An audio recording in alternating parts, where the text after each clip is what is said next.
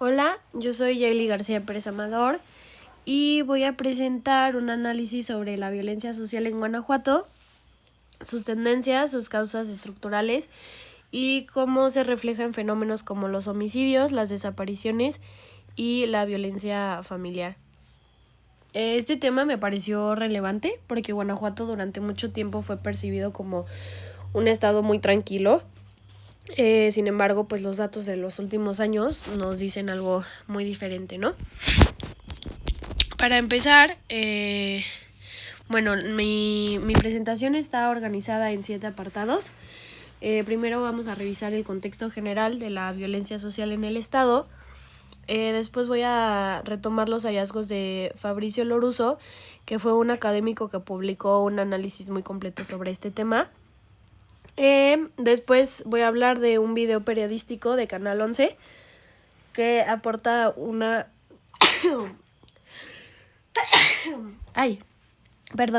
una visión desde el terreno, y luego revisaré un texto académico de Berber Cruz.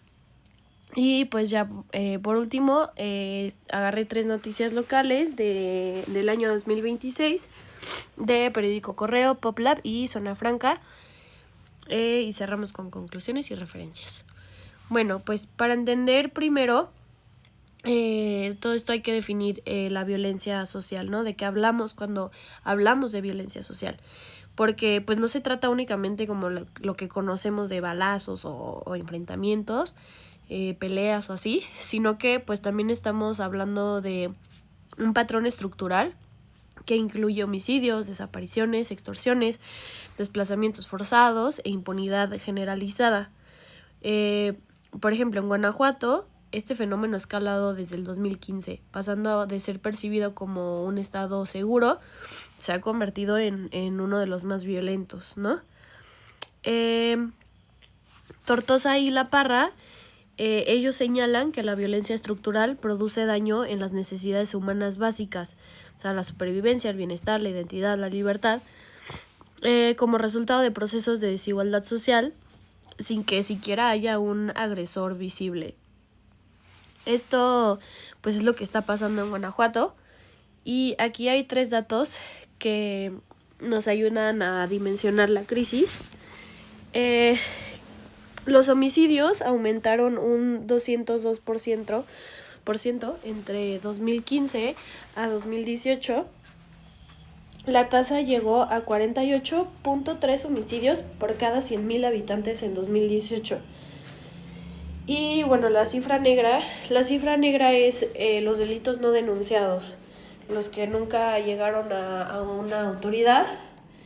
Y bueno, aquí es que el 92.4% no llegaron. Esto quiere decir que de cada 100 delitos cometidos, 93 delitos no llegan a ninguna autoridad. Aquí Loruso comenta que hay 4 grandes problemas. Primero están los homicidios, después la desigualdad estructural, las desapariciones y después las fallas institucionales. En 2018, Guanajuato registró 2.609 homicidios dolosos, lo que representó un aumento de 327.7 apenas en 5 años. Esto colocó a Guanajuato en el primer lugar nacional por violencia. El segundo, que es la desigualdad estructural, el autor nos comenta que Guanajuato tiene un coeficiente de Gini de 0.576.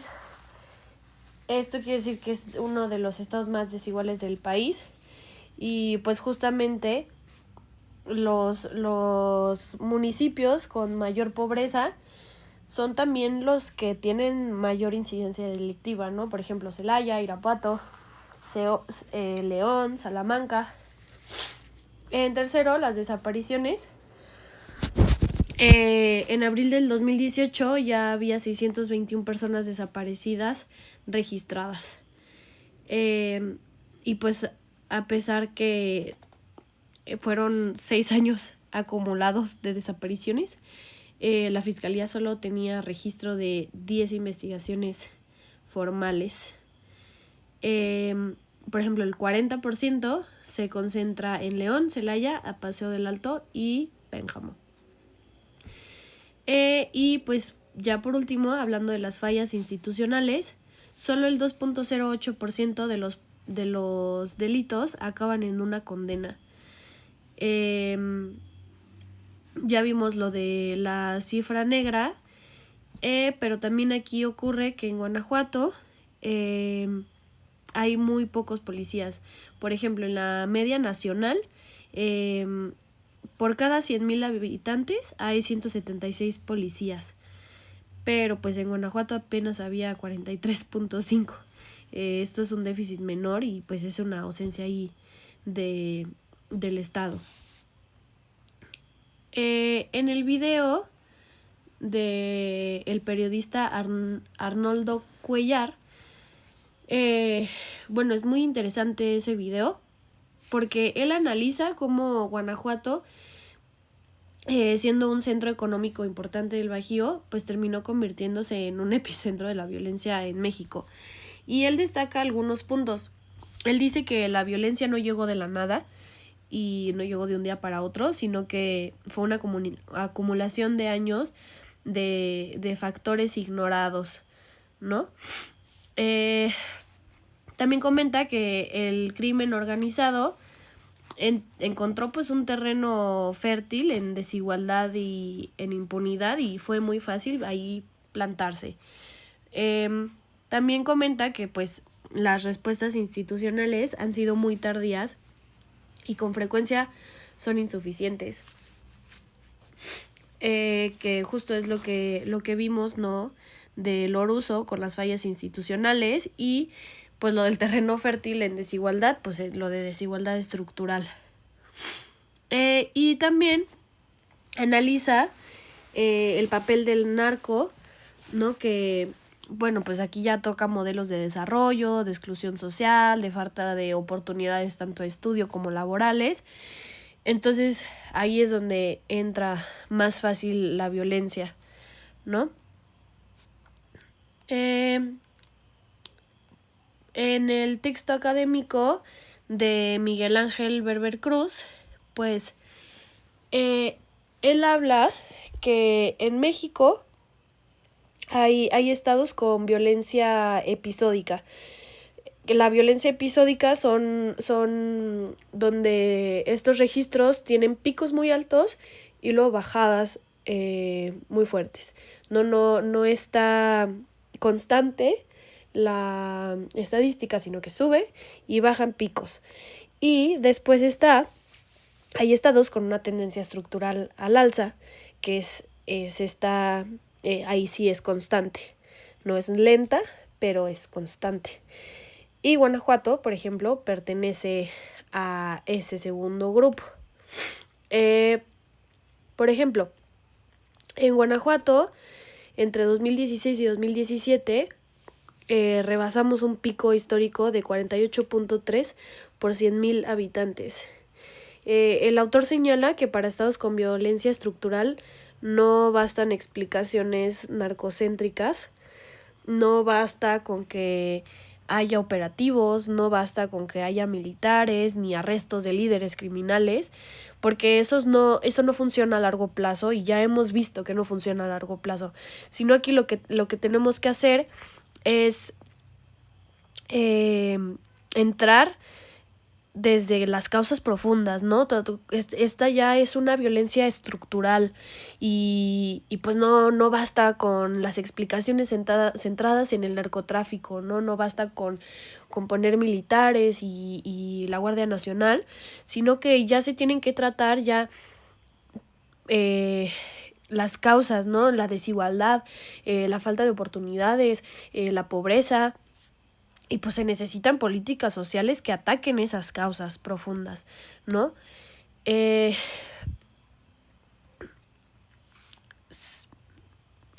Siguiente. Aquí ya fue donde puse las noticias. Y bueno, En Periódico Correo se me hizo interesante esta noticia. El 22 de abril de 2026 reportan que el Observatorio Ciudadano de León documentó un incremento sostenido en delitos contra niñas, niños y adolescentes. Las lesiones dolosas a menores aumentaron casi un 18% entre 2023 y 2025. Pasaron de ser 1.206 víctimas a ser 1.799 en 2025. Y bueno, la violación subió de un 24.41%.